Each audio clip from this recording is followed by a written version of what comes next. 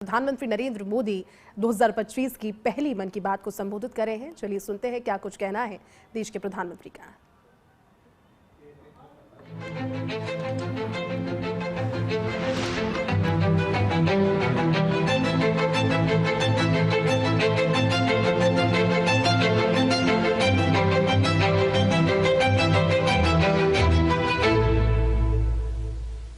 मेरे प्यारे देशवासियों, नमस्कार। आज 2025 की पहली मन की बात हो रही है। आप लोगों ने एक बात जरूर नोटिस की होगी, हर बार मन की बात महीने के आखिरी रविवार को होती है, लेकिन इस बार हम एक सप्ताह पहले चौथे रविवार के बजाय तीसरे रविवार को ही मिल रहे हैं, क्योंकि अगले सप्ताह रविवार के दिन ही गणतंत्र दिवस है। मैं सभी देशवासियों को गणतंत्र दिवस की अग्रिम शुभकामनाएं देता हूं। साथियों, इस बार का गणतंत्र दिवस बहुत विशेष है। ये भारतीय गणतंत्र की 75वीं वर्षगांठ है। इस वर्ष संविधान लागू होने के 75 साल हो रहे हैं। मैं संविधान सभा के उन सभी महान व्यक्तित्वों को नमन करता हूं जिन्होंने हमें हमारा पवित्र संविधान दिया। संविधान सभा के दौरान अनेक विषयों पर लंबी लंबी चर्चाएं हुई। वो चर्चाएं संविधान सभा के सदस्यों के विचार, उनकी वो वाणी हमारी बहुत बड़ी धरोहर है। आज मन की बात में मेरा प्रयास है कि आपको कुछ महान नेताओं की ओरिजिनल आवाज सुनाऊं। साथियों, जब संविधान सभा ने अपना काम शुरू किया तो बाबा साहब आम्बेडकर ने परस्पर सहयोग को लेकर एक बहुत महत्वपूर्ण बात कही थी। उनका ये संबोधन इंग्लिश में है। मैं उसका एक अंश आपको सुनाता हूं। So far as the ultimate goal is concerned, I think none of us need have any apprehensions. None of us need have any doubt. But my fear, which I must express clearly, is this. Our difficulty, as I said, is not about the ultimate future. Our difficulty is how to make the heterogeneous mess that we have today take a decision in common and march in a cooperative way on that road which is bound to lead us to unity. Our difficulty is not with regard to the ultimate. Our difficulty is with regard to the beginning. साथियों, बाबा साहब इस बात पर जोर दे रहे थे कि संविधान सभा एक साथ एक मत हो और मिलकर सर्वहित के लिए काम करे। मैं आपको संविधान सभा की एक और ऑडियो क्लिप सुनाता हूं। ये ऑडियो डॉक्टर राजेंद्र प्रसाद जी का है, जो हमारी संविधान सभा के प्रमुख थे। आइए डॉक्टर राजेंद्र प्रसाद जी को सुनते हैं। हमारा इतिहास बताता है और हमारी संस्कृति सिखाती है कि हम शांति प्रिय हैं और रहें। हमारा साम्राज्य, हमारी फतेह दूसरे तरह की रही है। हमने दूसरों को जंजीरों से, चाहे वो लोहे की हो या सोने की, कभी नहीं बांधने की कोशिश की। हमने दूसरों को अपने साथ लोहे के जंजीर से भी ज्यादा मजबूत मगर सुंदर और सुखद रेशम के धागे से बांध रखा है, और वो बंधन धर्म का है, संस्कृति का है, ज्ञान का है। हम अब भी उसी रास्ते पर चलते रहेंगे और हमारी एक ही इच्छा और अभिलाषा है। वो अभिलाषा ये है कि हम संसार में सुख और शांति कायम करने में मदद पहुंचा सकें और संसार के हाथों में सत्य और अहिंसा वो अचूक हथियार दे सकें जिसने हमें आज आजादी तक पहुंचाया है। हमारी जिंदगी और संस्कृति में कुछ ऐसा है जिसने हमें समय के थपेड़ों के बावजूद जिंदा रहने की शक्ति दी है। अगर हम अपने आदर्शों को सामने रखे रहेंगे तो हम संसार की बड़ी सेवा कर पाएंगे। साथियों, डॉक्टर राजेंद्र प्रसाद जी ने मानवीय मूल्यों के प्रति देश की प्रतिबद्धता की बात कही थी। अब मैं आपको डॉक्टर श्यामा प्रसाद मुखर्जी की आवाज सुनाता हूं। उन्होंने अवसरों की समानता का विषय उठाया। डॉक्टर श्यामा प्रसाद मुखर्जी ने कहा था, I hope, sir, that we shall go ahead with our work in spite of all difficulties and thereby help to create that great India, which will be the motherland of not this community or that, not this class of it, but of every person, man, woman and child inhabiting in this great land with respect of race, caste, creed or community. Everyone to have an equal opportunity so that he or she can develop himself and herself according to the best talent and serve the great common motherland of their.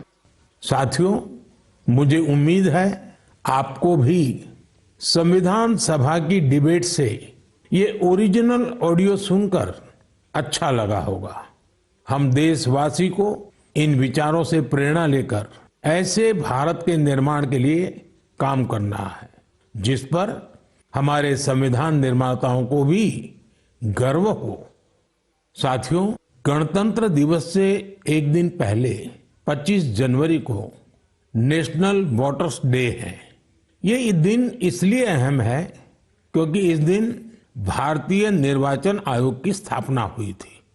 Election commission.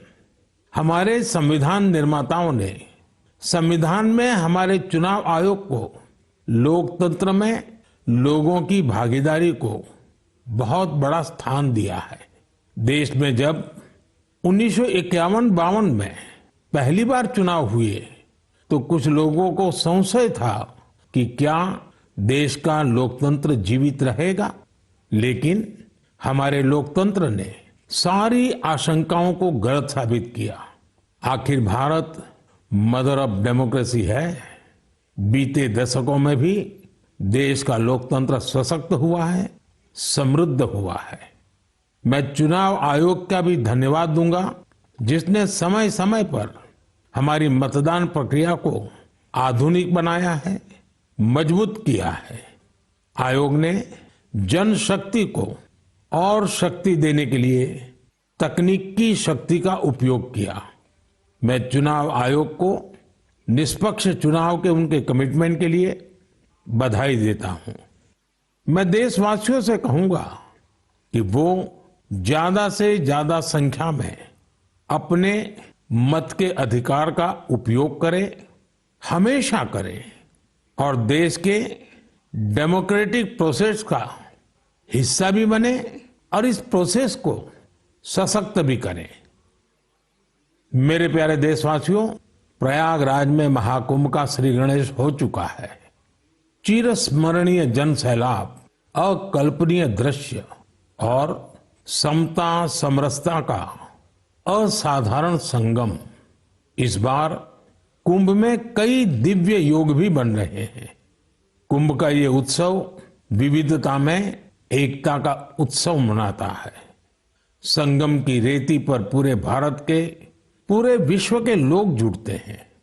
हजारों वर्षों से चली आ रही इस परंपरा में कहीं भी कोई भेदभाव नहीं, जातिवाद नहीं। इसमें भारत के दक्षिण से लोग आते हैं, भारत के पूर्व और पश्चिम से लोग आते हैं। कुंभ में गरीब अमीर सब एक हो जाते हैं। सब लोग संगम में डुबकी लगाते हैं, एक साथ भंडारों में भोजन करते हैं, प्रसाद लेते हैं। तभी तो कुंभ एकता का महाकुंभ है।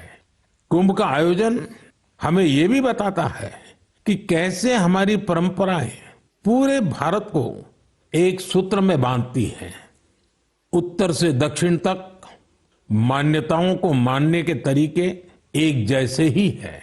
एक तरफ प्रयागराज, उज्जैन, नासिक और हरिद्वार में कुंभ का आयोजन होता है, वैसे ही दक्षिण भूभाग में गोदावरी, कृष्णा, नर्मदा और कावेरी नदी के तटों पर पुष्करम होते हैं। ये दोनों ही पर्व हमारी पवित्र नदियों से उनकी मान्यताओं से जुड़े हुए हैं।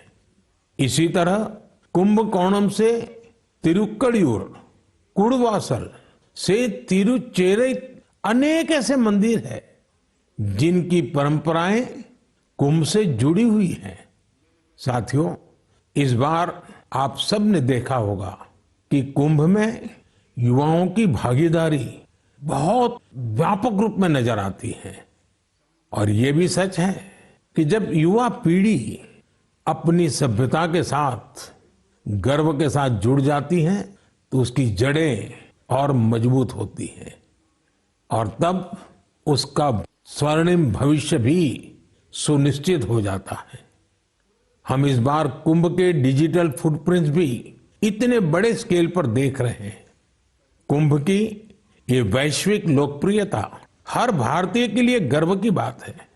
साथियों, कुछ दिन पहले ही पश्चिम बंगाल में गंगा सागर मेले का भी विहंगम आयोजन हुआ है। संक्रांति के पावन अवसर पर इस मेले में पूरी दुनिया से आए लाखों श्रद्धालुओं ने डुबकी लगाई है। कुंभ, पुष्करम और गंगा सागर मेला हमारे ये पर्व हमारे सामाजिक मेलजोल को, सद्भाव को, एकता को बढ़ाने वाले पर्व है।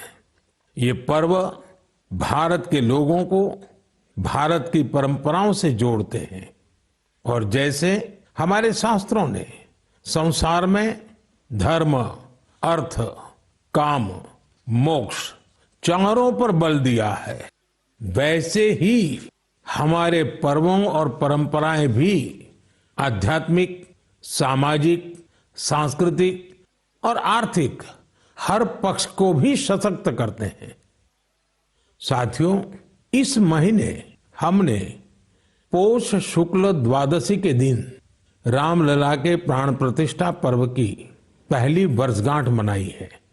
इस साल पौष शुक्ल द्वादशी 11 जनवरी को पड़ी थी। इस दिन लाखों राम भक्तों ने अयोध्या में रामलला के साक्षात दर्शन कर उनका आशीर्वाद लिया। प्राण प्रतिष्ठा की ये द्वादशी भारत की सांस्कृतिक चेतना की पुनः प्रतिष्ठा की द्वादशी है। इसलिए पौष शुक्ल द्वादशी का ये दिन एक तरह से प्रतिष्ठा द्वादशी का दिन भी बन गया है। हमें विकास के रास्ते पर चलते हुए ऐसे ही अपनी विरासत को भी सहेजना है, उनसे प्रेरणा लेते हुए आगे बढ़ना है। मेरे प्यारे देशवासियों, 2025 की शुरुआत में ही भारत ने अंतरिक्ष के क्षेत्र में कई ऐतिहासिक उपलब्धियां हासिल की हैं। आज मुझे ये बताते हुए गर्व है कि एक भारतीय स्पेस टेक स्टार्टअप बेंगलुरु के पिक्सेल ने भारत का पहला निजी सैटेलाइट कॉन्स्टेलेशन फायरफ्लाई सफलतापूर्वक लॉन्च किया है। यह सैटेलाइट कॉन्स्टेलेशन दुनिया का सबसे high resolution hyper spectral satellite constellation है। इस उपलब्धि ने न केवल भारत को आधुनिक स्पेस टेक्नोलॉजी में अग्रणी बनाया है, बल्कि यह आत्मनिर्भर भारत की दिशा में भी एक बड़ा कदम है। ये सफलता हमारे निजी स्पेस सेक्टर की बढ़ती ताकत और इनोवेशन का प्रतीक है। मैं इस उपलब्धि के लिए पिक्सेल की टीम, इसरो और इन स्पेस को पूरे देश की ओर से बधाई देता हूं। साथियों, कुछ दिन पहले हमारे वैज्ञानिकों ने स्पेस सेक्टर में ही एक और बड़ी उपलब्धि हासिल की। हमारे साइंटिस्ट ने सैटेलाइट्स की स्पेस डॉकिंग कराई है। जब अंतरिक्ष में 2 स्पेस क्राफ्ट कनेक्ट किए जाते हैं तो इस प्रक्रिया को स्पेस डॉकिंग कहते हैं। यह तकनीक अंतरिक्ष में स्पेस स्टेशन तक सप्लाई भेजने और क्रू मिशन के लिए अहम है। भारत ऐसा चौथा देश बना है जिसने ये सफलता हासिल की है। साथियों, हमारे वैज्ञानिक अंतरिक्ष में पौधे उगाने और उन्हें जीवित रखने के प्रयास भी कर रहे हैं। इसके लिए इसरो के वैज्ञानिकों ने लोबिया के बीज को चुना। 30 दिसंबर को भेजे गए ये बीज अंतरिक्ष में ही अंकुरित हुए।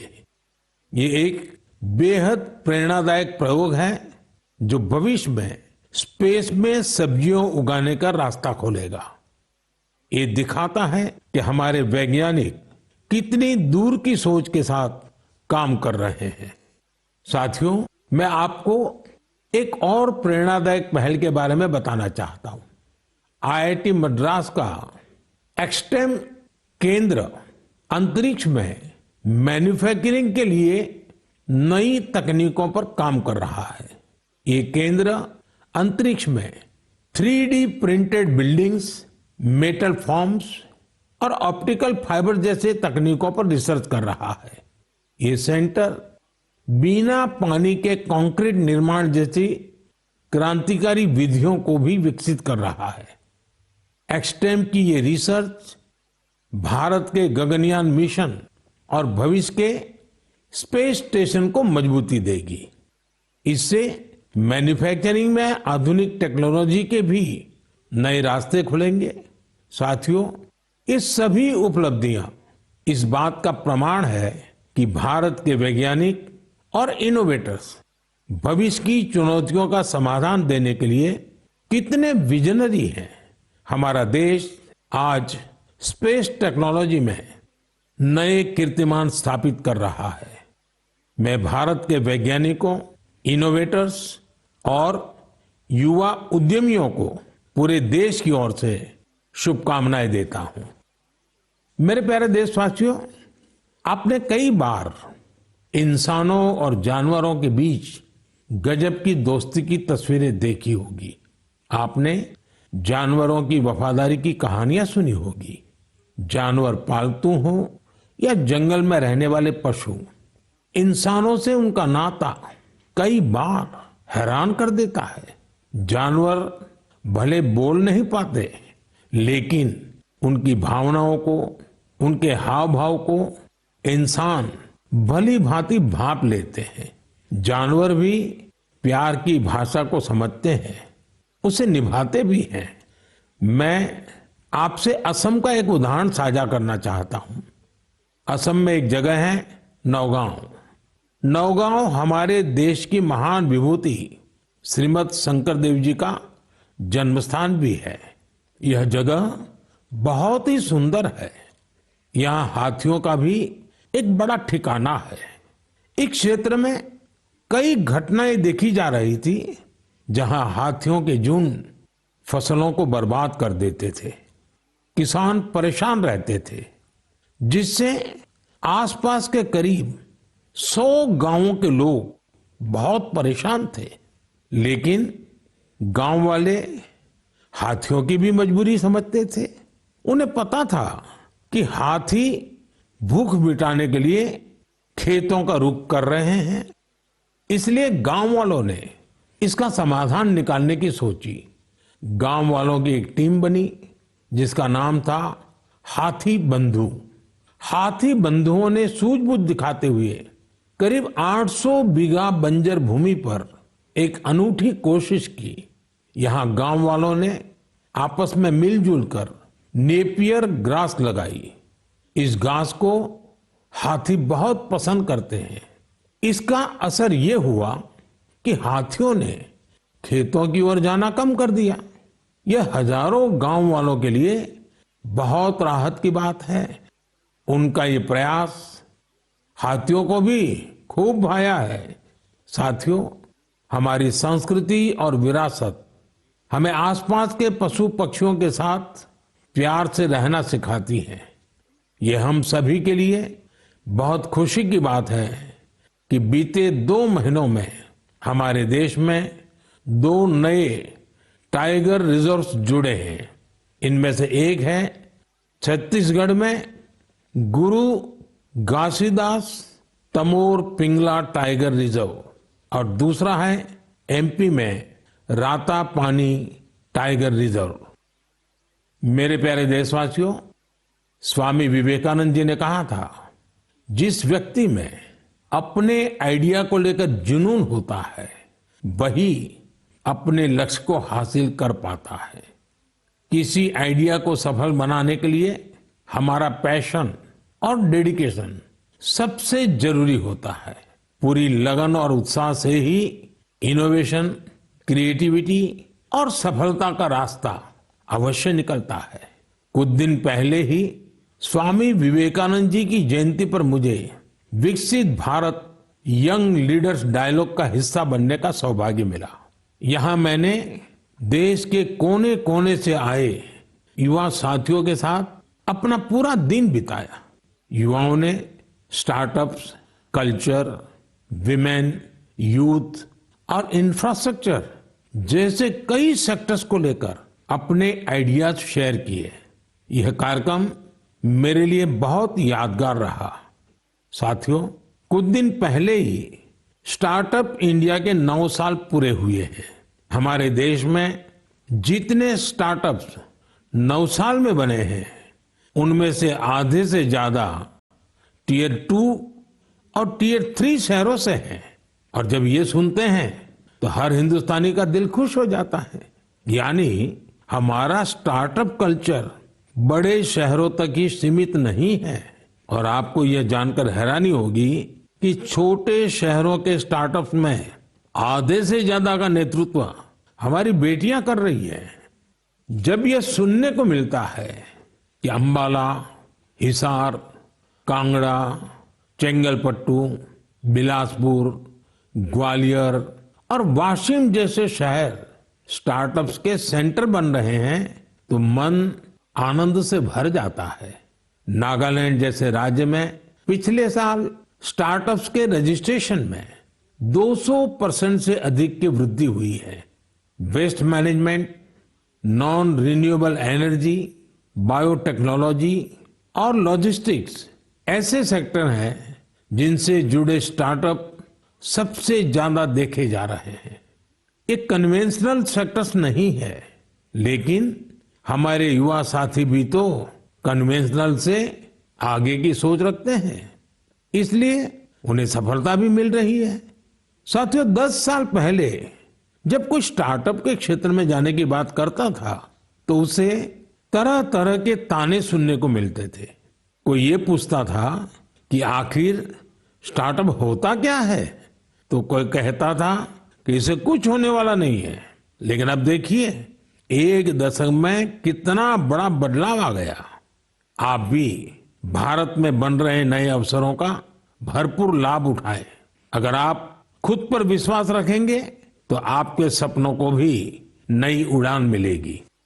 मेरे प्यारे देशवासियों, नेक नियत से निस्वार्थ भावना के साथ किए गए कामों की चर्चा दूर सुदूर पहुंच ही जाती है। और हमारा मन की बात तो इसका बहुत बड़ा प्लेटफॉर्म है। हमारे इतने विशाल देश में दूर दराज भी अगर कोई अच्छा काम कर रहा होता है, कर्तव्य भावना को सर्वोपरि रखता है, तो उसके प्रयासों को सामने लाने का ये बेहतरीन मंच है। अरुणाचल प्रदेश में दीपक नाबाम जी ने सेवा की अनूठी मिसाल पेश की है। दीपक जी यहाँ लिविंग होम चलाते हैं, जहाँ मानसिक रूप से बीमार, शरीर से असमर्थ लोगों और बुजुर्गों की सेवा की जाती है। यहाँ पर ड्रग्स की लत के शिकार लोगों की देखभाल की जाती है। दीपक नाबाम जी ने बिना किसी सहायता के समाज के वंचित लोगों, हिंसा पीड़ित परिवारों और बेघर लोगों को सहारा देने का अभियान शुरू किया। आज उनकी सेवा ने एक संस्था का रूप ले लिया है। उनकी संस्था को कई अवार्ड से भी सम्मानित किया गया है। लक्षद्वीप के कवरत्ती द्वीप पर नर्स के रूप में काम करने वाली के हिडुम्बी जी, उनका काम भी बहुत प्रेरित करने वाला है। आपको ये जानकर हैरानी होगी कि वो 18 वर्ष पहले सरकारी नौकरी से रिटायर हो चुकी हैं, लेकिन आज भी उसी करुणा और स्नेह के साथ लोगों की सेवा में जुटी हैं जैसे वो पहले करती थी। लक्षद्वीप के ही केजी मोहम्मद जी के प्रयास ये भी अद्भुत है। उनकी मेहनत से मिनिकॉय द्वीप का मरीन इकोसिस्टम मजबूत हो रहा है। उन्होंने पर्यावरण के प्रति लोगों को जागरूक करने के लिए कई गीत लिखे हैं। उन्हें लक्षद्वीप साहित्य कला अकादमी की तरफ से बेस्ट फोक सॉन्ग अवार्ड भी मिल चुका है। केजी मोहम्मद रिटायरमेंट के बाद वहां के म्यूजियम के साथ जुड़कर भी काम कर रहे हैं। साथियों, एक और बड़ी अच्छी खबर अंडमान और निकोबार द्वीप समूह से भी है। निकोबार जिले में वर्जिन कोकोनट ऑयल को हाल ही में जीआई टैग मिला है। वर्जिन कोकोनट ऑयल, उसको जीआई टैग के बाद एक और नई पहल हुई है। इस ऑयल के उत्पादन से जुड़ी महिलाओं को संगठित कर सेल्फ हेल्प ग्रुप बनाए जा रहे हैं। उन्हें मार्केटिंग और ब्रांडिंग की स्पेशल ट्रेनिंग भी दी जा रही है। ये हमारे आदिवासी समुदायों को आर्थिक रूप से सशक्त बनाने की दिशा में एक बड़ा कदम है।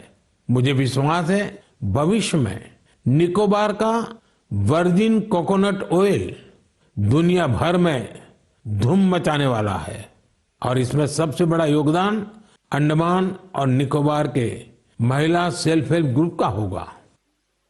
मेरे प्यारे देशवासियों, पल भर के लिए आप एक दृश्य की कल्पना कीजिए। कोलकाता में जनवरी का समय है, दूसरा विश्व युद्ध अपने चरम पर है और इधर भारत में अंग्रेजों के खिलाफ गुस्सा उफान पर है। इसकी वजह से शहर में चप्पे चप्पे पर पुलिस वालों की तैनाती है। कोलकाता के बीचों बीच एक घर के आसपास पुलिस की मौजूदगी ज्यादा चौकस है। इसी बीच लंबा ब्राउन कोट, पैंट और काली टोपी पहने हुए एक व्यक्ति रात के अंधेरे में एक बंगले से कार लेकर बाहर निकलता है। मजबूत सुरक्षा वाली कई चौकियों को पार करते हुए वो एक रेलवे स्टेशन गोमो पहुंच जाता है। ये स्टेशन अब झारखंड में है। यहां से एक ट्रेन पकड़कर वो आगे के लिए निकलता है। इसके बाद अफगानिस्तान होते हुए वो यूरोप जा पहुंचता है और यह सब अंग्रेजी हुकूमत के अभेद किलेबंदी के बावजूद होता है। साथियों, ये कहानी आपको फिल्मी सीन जैसी लगती होगी। आपको लग रहा होगा इतनी हिम्मत दिखाने वाला व्यक्ति आखिर किस मिट्टी का बना होगा। दरअसल ये व्यक्ति कोई और नहीं, हमारे देश की महान विभूति नेताजी सुभाष चंद्र बोस थे। 23 जनवरी यानी उनकी जन्म जयंती को अब हम पराक्रम दिवस के रूप में मनाते हैं। उनके शौर्य से जुड़ी इस गाथा में भी उनके पराक्रम की झलक मिलती है। कुछ साल पहले मैं उनके उसी घर में गया था जहां से वे अंग्रेजों को चकमा देकर निकले थे। उनकी वो कार अभी वहां मौजूद है। वो अनुभव मेरे लिए बहुत ही विशेष रहा। सुभाष बाबू एक विजनरी थे। साहस तो उनके स्वभाव में रचा बसा था। इतना ही नहीं, वे बहुत कुशल प्रशासक भी थे। महज 27 साल की उम्र में वो कोलकाता कॉरपोरेशन के चीफ एग्जीक्यूटिव ऑफिसर बने और उसके बाद उन्होंने मेयर की जिम्मेदारी भी संभाली। एक प्रशासक के रूप में भी उन्होंने कई बड़े काम किए। बच्चों के लिए स्कूल, गरीब बच्चों के लिए दूध का इंतजाम और स्वच्छता से जुड़े उनके प्रयासों को आज भी याद किया जाता है। नेताजी सुभाष का रेडियो के साथ भी गहरा नाता रहा है। उन्होंने आजाद हिंद रेडियो की स्थापना की थी, जिस पर उन्हें सुनने के लिए लोग बड़ी बेसब्री से प्रतीक्षा करते थे। उनके संबोधनों से विदेशी शासन के खिलाफ लड़ाई को एक नई ताकत मिलती थी। आजाद हिंद रेडियो पर अंग्रेजी, हिंदी, तमिल, बांग्ला, मराठी, पंजाबी, पश्तो और उर्दू में न्यूज बुलेटिन का प्रसारण होता था। मैं नेताजी सुभाष चंद्र बोस को नमन करता हूं। देश भर के युवाओं से मेरा आग्रह है कि वे उनके बारे में अधिक से अधिक पढ़ें और उनके जीवन से निरंतर प्रेरणा लें। साथियों, मन की बात का ये कार्यक्रम हर बार मुझे राष्ट्र के सामूहिक प्रयासों से, आप सबकी सामूहिक इच्छा शक्ति से जोड़ता है। हर महीने मुझे बड़ी संख्या में आपके सुझाव, आपके विचार मिलते हैं और हर बार इन विचारों को देखकर विकसित भारत के संकल्प पर मेरा विश्वास और बढ़ता है। आप सब इसी तरह अपने अपने काम से भारत को सर्वश्रेष्ठ बनाने के लिए प्रयास करते रहें। इस बार की मन की बात में फिलहाल इतना ही। अगले महीने फिर मिलेंगे। भारतवासियों की उपलब्धियां, संकल्पों और सिद्धियों की नई गाथाओं के साथ। बहुत बहुत धन्यवाद। नमस्कार। देश के प्रधानमंत्री नरेंद्र मोदी को आप सुन रहे थे। मन की बात कार्यक्रम को संबोधित उन्होंने किया। अमूमन हर महीने के अंतिम रविवार को मन की बात कार्यक्रम प्रसारित होता है, लेकिन कार्यक्रम की शुरुआत के साथ ही उन्होंने साल 2025 की शुभकामनाएं देशवासियों को देते हुए कहा, क्योंकि अगला जो रविवार है उस दिन 26 जनवरी है और ऐसे में आज सभी को गणतंत्र दिवस की उन्होंने अग्रिम शुभकामनाएं देते हुए देशवासियों से अपनी मन की बात कही।